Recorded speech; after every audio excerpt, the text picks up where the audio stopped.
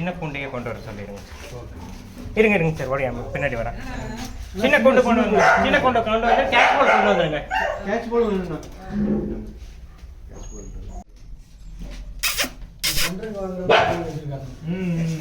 இருங்க சார், அது திறக்க வேண்டாம், திறக்க வேண்டாம், திறக்க வேண்டாம். இதில் அப்படியே லாக் பண்ணிக்கலாம். லைட்டாக தரங்க.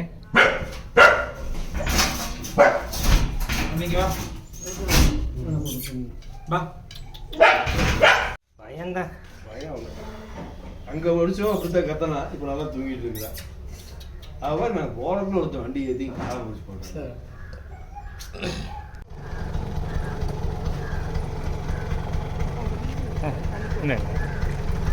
எந்த அளவுக்கு